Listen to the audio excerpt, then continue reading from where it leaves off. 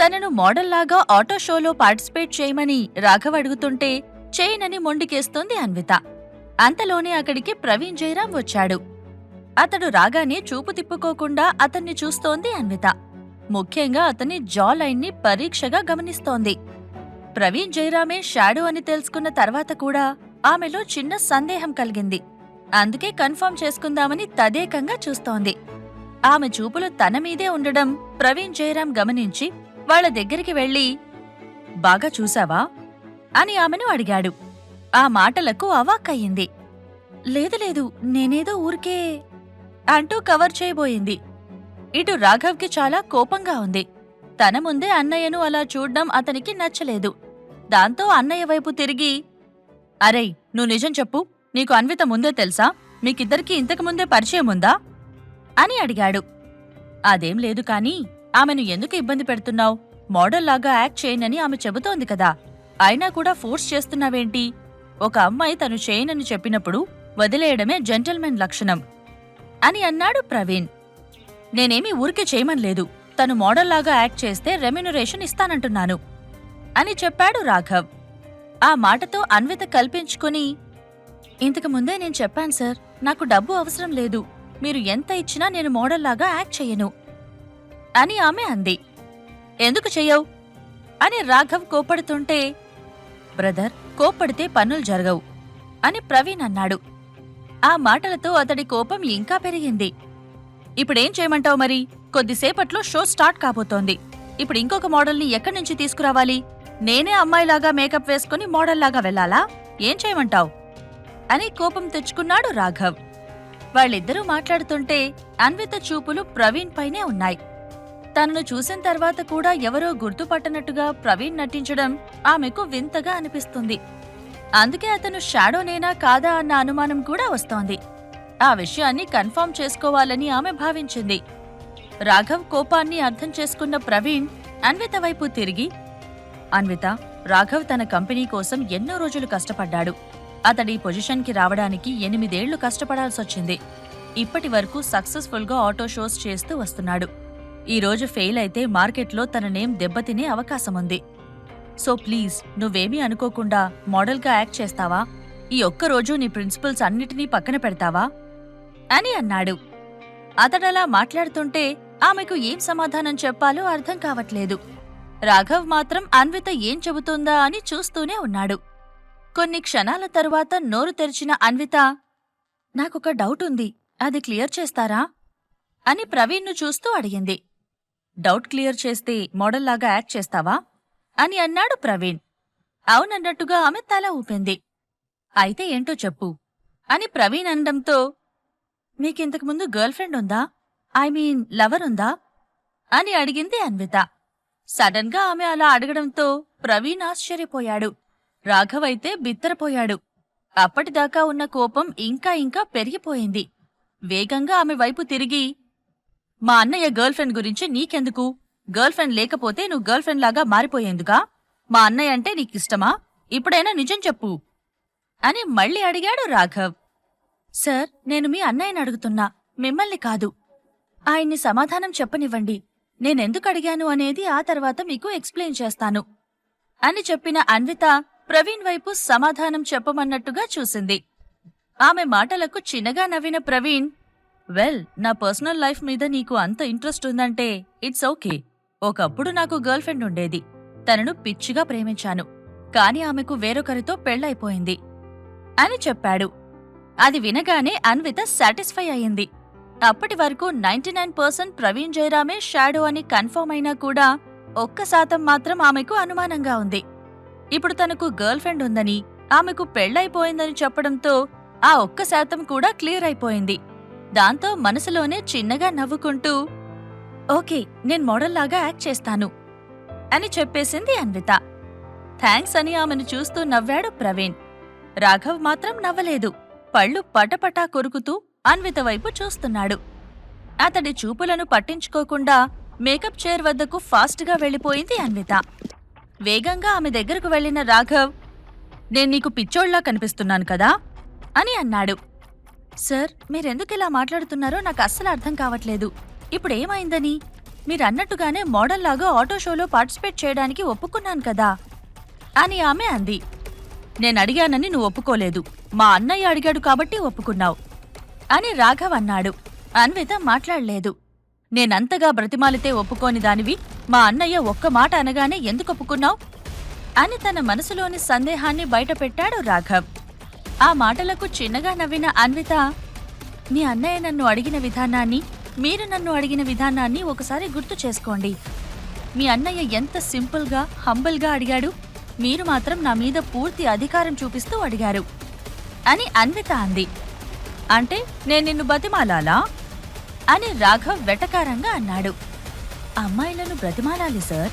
అడగ్గానే చేసేస్తే వాళ్ళ అమ్మాయిలెందుకవుతారు? అమ్మాయిలను అడుక్కోవడమే అబ్బాయిల పని అని మనసులో అనుకున్న అన్విత, బతిమాలమని ఎవరూ చెప్పలేదు సార్. కొంచెం హంబుల్గా రిక్వెస్ట్ చేస్తే సరిపోయేది. మీరు ప్రతిదీ డబ్బుతోనే కొలుస్తున్నారు. డబ్బుకు ప్రతి ఒక్కరూ సలాం కొడతారని ఆలోచిస్తున్నారు. ఒక అమ్మాయి దగ్గర డబ్బు విషయం ప్రతిసారి తీయకూడదని మీకు తెలియదేమో అని అంది.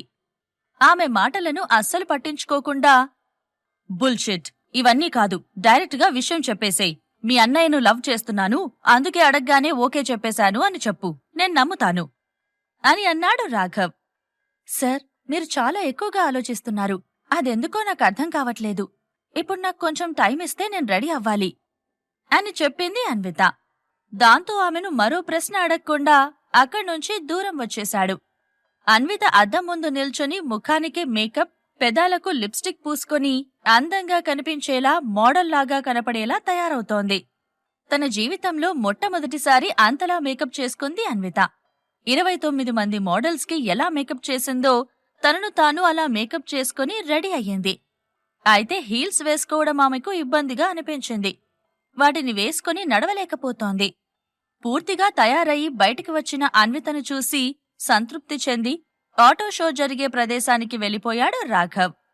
సారంగపాణి కూడా హమ్మయ్యా, గండం గట్టెక్కింది అని అనుకొని ఆమె దగ్గరికి వెళ్లి, పద అన్విత, షో స్టార్ట్ అవ్వడానికి టైం అవుతుంది అని చెప్పాడు.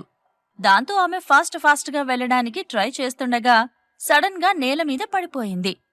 ఆమెకు చెయ్యి అందించి పైకి లేపిన సారంగపాణి, హీల్స్ ఇబ్బందిగా ఉన్నాయా? ఏం పర్లేదు, నేను నీకు సాయం చేస్తాను. ఆటో షో జరిగే ప్రదేశంలో కార్ని నీ దగ్గరికి నేను తీసుకొస్తాను. నువ్వు నెమ్మదిగా నడిచి కార్ పక్కన నిల్చో, ఓకేనా? అన్వితకు మరో చాయిస్ లేక దాంతో ఓకే అని తల ఊపింది. ఆటో షో జరిగే ప్రదేశంలో చాలామంది ఉన్నారు. వాళ్లంతా పెద్ద పెద్ద బిజినెస్ గ్రూపులకు చెందినవారు. వాళ్లలో కొంతమంది రిచ్ కిడ్స్ కూడా ఉన్నారు. మార్కెట్లోకి ఏదైనా కొత్త కారు వస్తే అది తమ వద్దే ఉండాలని ఆశపడుతుంటారు. ముందుగా స్టేజ్ మీద వరుసగా కొన్ని కార్లను ఉంచారు. ఆ కార్ల ముందు మోడల్స్ ఉన్నారు. అందులో అన్విత కూడా ఉంది. Ladies and gentlemen, auto show కోసం వచ్చిన మీ అందరికీ నమస్కారం. Here is our new car అని యాంకర్ చెప్పగానే ఆటో షోలో లైట్లు ఆరిపోయాయి. వెంటనే సెంటర్ ఆఫ్ అట్రాక్షన్ గా నిల్చేలా కొత్త కారు మీద లైట్ పడింది. ఆ కారు వద్ద అన్విత ఉంది. స్టేజ్ మీద ఇప్పుడు అన్విత కారు మాత్రమే కనిపిస్తున్నాయి. హాయ్ గైస్, స్పోర్ట్స్ మోడల్ కి చెందిన ఈ కారును car designer and company head Raghav Raj Varma design చేశారు. దీని డిజైన్ చాలా అద్భుతంగా ఉంటుంది అని కారు గురించి యాంకర్ చెబుతూనే ఉంది. ఆమె అలా చెబుతుంటే కారు దగ్గర అన్విత ఫోజులు ఇస్తూనే ఉంది. అయితే ఆమెకు కొంచెం ఇబ్బందిగా ఉంది. ఎందుకంటే తాను వేసుకున్న డ్రెస్ చాలా షార్ట్గా ఉంది. బాడీకి అతుక్కుపోయేలా ఉన్న డ్రెస్ను ధరించడం ఆమెకు నచ్చలేదు. ఆ డ్రెస్లో ఆమె చాలా ఇబ్బంది పడుతోంది. అయినా కూడా తప్పక కారు దగ్గర ఫోజులు ఇస్తోంది. మీడియా వాళ్లు ఆమెను ఫోటోలు తీసుకుంటున్నారు. అయితే అక్కడున్న చాలా మంది కారు గురించి మాట్లాడుకుంటుండగా ఒక 2 బిజినెస్ పర్సన్స్ మాత్రం అన్విత గురించి మాట్లాడుకుంటున్నారు. కార్ ఎలా ఉందో గాని దాని ముందు నిల్చున్న అమ్మాయి మాత్రం బ్యూటిఫుల్గా ఉంది, ఏమంటావ్ అని తన పక్కనే ఉన్న ఎంప్లాయీతో నరేంద్ర గ్రూప్ డైరెక్టర్ కేశవ్ అన్నాడు. బాస్ మాటలు కరెక్టే అన్నట్టుగా ఆ ఎంప్లాయీ కూడా తల ఊపాడు. వాళ్ళిద్దరి పక్కనే ఉన్న మరొక వ్యక్తి మాట్లాడుతూ, నాకెందుకో ఆ అమ్మాయి అంత అందంగా లేదని అనిపిస్తుంది అని అన్నాడు. వెంటనే డైరెక్టర్ కేశవ్ అందుకొని, కనిపించట్లేదా ఆ వంపులు? చూడు ఎలా ఉన్నాయో, మెడ కింద, నడుము దగ్గర చెక్కినట్టుగా ఉన్నాయి అని కేశవ్ అన్నాడు. ఆ వంపులను చూసి మోసపోకండి. ఈ మధ్య అమ్మాయిలు చాలా తెలివిగా ఉన్నారు. తమకు వంపుసొంపులు లేకపోయినా మేకప్ ద్వారా వాటిని క్రియేట్ చేస్తున్నారు. దగ్గరికి వెళ్లి చూస్తే అవి నిజమైన వంపులా లేదా క్రియేట్ చేసినవా అనేది ఈజీగా అర్థమైపోతుంది అని అన్నాడు ఆ పర్సన్. ఒకవేళ క్రియేట్ చేసినవైతే దగ్గరగా వెళ్లి చూడాల్సిన అవసరం లేదు, ఇక్కడి నుండి తెలిసిపోతుంది. ఆ అమ్మాయిని సరిగ్గా గమనించు, ఎక్కడైనా ఆమె ప్రాస్థెటిక్స్ వాడినట్టు నీకనిపిస్తుందా అని అన్నాడు కేశవ్. ఇక్కడ్నుంచి చూసి ఎలా చెప్పగలను అని ఆ పర్సన్ అనగానే, అమ్మాయిలను దూరం నుంచి చూసి కూడా పసిగట్టాలి, అదే మరి టాలెంట్ అంటే అని నవ్విన కేశవ్ పక్కనే ఉన్న మరొక వ్యక్తితో, ఏంటి అవినాష్, ఆ అమ్మాయి ఎలా ఉంది, అందంగా ఉంది కదా అని అన్నాడు. ఆ మాటలను అవినాష్ వినడం లేదు, అన్విత వైపు చూస్తూనే ఉన్నాడు. డబ్బులు అవసరముండి నేనిస్తానని చెప్పినా కూడా నా మాట వినకుండా ఇలా షో చేస్తున్నావా అని మనసులో అనుకున్నాడు. అసలు నా దగ్గర ఉన్నప్పుడు ఎలా ఉండేదానివి, ఇప్పుడు ఇలా మారిపోయావేంటి? అయినా నేను కూడా పిచ్చి వెదవను, నాతో ఉన్నప్పుడే నీ గురించి తెలుసుకునుంటే బావుండేది అని మనసులో అనుకుంటుండగా, అవినాష్, అవినాష్, ఏంటి ఆ అమ్మాయిని చూస్తూ మైకంలోకి వెళ్ళిపోయావా అని అన్నాడు కేశవ్. అదేం లేదు, నేనమ్మాయిని చూడట్లేదు, అయినా ఆ అమ్మాయి అంత అందంగా లేదు అని అన్నాడు అవినాష్. కేశవ్కి ఏమీ అర్థం కాలేదు. ఏంటి అందరూ ఇలా మాట్లాడుతున్నారు, నా కళ్ళకామె చాలా అందంగా కనిపిస్తుంది, ఈవెన్ తనకు మేకప్ లేకపోయినా కూడా బ్యూటిఫుల్గా ఉంటుంది అని అన్నాడు కేశవ్. అన్విత గురించి అతడలా మాట్లాడ్డం అవినాష్కి నచ్చలేదు. దాంతో, ఇలాంటి అమ్మాయిలను చూసినప్పుడు కొంచెం జాగ్రత్తగా ఉండాలి, ఎందుకంటే వాళ్లు బయటకి అందంగా కనిపిస్తారు, కాని వాళ్ల మనసులో మాత్రం దుర్మార్గంగా ఉంటారు, ఎవరినైనా మోసం చేయడానికి రెడీగా ఉంటారు అని అన్నాడు అవినాష్. మనసెవరికి కావాలి, మనకు కావాల్సింది అందమే, దాన్ని చూస్తూ ఆస్వాదిస్తే సరిపోదా అని కేశవ్ నవ్వాడు. దూరం నుంచి ఆస్వాదించడం బానే ఉంటుంది, కాని దగ్గరికి వెళ్లాలనుకున్నప్పుడే అసలు సమస్య. ఇలాంటి అమ్మాయిలు చాలా మొండిగా ఉంటారు, నాకు తెలిసి ఈ అమ్మాయికి పెళ్లైపోయినట్టనిపిస్తుంది అని అన్నాడు అవినాష్. అన్విత గురించి వాళ్లంతా అలా మాట్లాడుకోవడం అవినాష్కి అస్సలు నచ్చడం లేదు. తనకు దక్కాల్సిన అమ్మాయి దక్కకుండా పోయిందని బాధ కూడా ఉంది. పెళ్లైందంటున్నావు, డైవర్స్ కూడా అయ్యుంటాయి అని కేశవ్ అన్నాడు. ఆ మాటలకు అవినాష్ సమాధానం చెప్పలేదు. కేశవ్ మళ్లీ మాట్లాడుతూ, ఈ మధ్య చాలామంది పెళ్లిళ్లు చేసుకుంటున్నారు, కాని ఎక్కడ కలుసుంటున్నారు, చిన్న గొడవ రాగానే విడిపోతున్నారు. ఏమో, ఈ అమ్మాయి కూడా తన భర్తతో విడిపోయిందేమో, అలాంటి ఛాన్స్ కూడా ఉంది కదా అని అన్నాడు. అవినాష్కి చాలా చిరాకుగా ఉంది. అసలా కాన్వర్జేషన్లో పాలు పంచుకోవడం అతనికి ఇష్టం లేదు. ఒకప్పటి తన భార్య గురించి అందరూ అలా మాట్లాడుకోవడం అతనికి నచ్చడం లేదు. ఇంకా అక్కడే ఉంటే ఏమేం వినాల్సొస్తుందోనని, ఎక్స్క్యూజ్ మీ, నేను బయటకు వెళ్తున్నాను సిగరెట్ తాగడానికి అని 2 వేళ్లతో సైగ చేస్తూ చెప్పాడు అవినాష్. కేశవ్ ఆశ్చర్యపోయాడు. ఇప్పుడా? కాసేపు ఆగితే మిగతా అందాలను కూడా చూడొచ్చు కదా అని అతడు అన్నాడు. అప్పట్నుంచి నాలుక లాగేస్తుంది, ఒక దమ్ము కొడితేగాని సెట్ అవ్వదు అని చెప్పి ఇంకేమీ మాట్లాడకుండా అక్కడ్నుంచి బయటకు వచ్చాడు అవినాష్. నిజానికి అతనికి సిగరెట్ అలవాటు లేదు, ఈ మధ్య అలవాటు చేసుకున్నాడు. అన్విత తనను భర్తగా ఒప్పుకోకపోవడం, టాయిలెట్ క్లీన్ చేయడం గురించి తన తల్లి భారతి, లాస్యా మధ్య గొడవ రావడం వంటి విషయాలు సిగరెట్ తాగేలా చేశాయి. ఒత్తిడి నుంచి సిగరెట్ బయటపడేస్తోందని అతడు పూర్తిగా నమ్మాడు.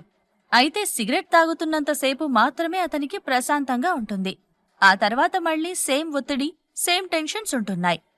తల్లి భారతి, లాస్య మధ్య గొడవ రావడంతో ఇంటికి కూడా అతను సరిగ్గా వెళ్లడం లేదు. చిన్న చిన్న విషయాలకే వాళ్ళిద్దరూ గొడవ పడుతుండడం అతనికి నచ్చడం లేదు. ఒకవేళ తను తల్లివైపు మాట్లాడితే లాస్యకు కోపమొస్తుంది, లాస్యవైపు మాట్లాడితే తల్లికి కోపమొస్తుంది. అందుకే ఎటూ మాట్లాడకుండా అసలింట్లో సమయం గడపకుండా ఉందామని అవినాష్ ఫిక్స్ అయ్యాడు. అప్పటి నుండి సిగరెట్ను ఎక్కువగా అలవాటు చేసుకున్నాడు. అవినాష్ అలా ఆలోచిస్తుండగా అతడి ఆలోచనలు పూర్తిగా లాస్యవైపు మళ్ళాయి. అసలిదంతా తనే చేసింది, తన వల్లే అని మనసులో అనుకుని, ఎస్, నేను లాస్యను వెంటనే వదిలేస్తే బావుంటుంది. బిడ్డ పుట్టేదాకా వెయిట్ చేయడమెందుకు, వెంటనే వదిలేస్తే అన్విత నా కోసం వచ్చే అవకాశముంది అని అనుకున్నాడు. లాస్యను అవినాష్ వదిలేస్తాడా? అసలేం జరగనుంది? ఈ ప్రశ్నలకు సమాధానాలు తెలుసుకోవాలంటే నెక్స్ట్ ఎపిసోడ్ వినాల్సిందే. క్రింద ఇచ్చిన లింక్ ని క్లిక్ చేసి పాకెట్ ఎఫ్ఎం యాప్ ని ఇన్స్టాల్ చేసుకోండి. Stay tune to pocket FM.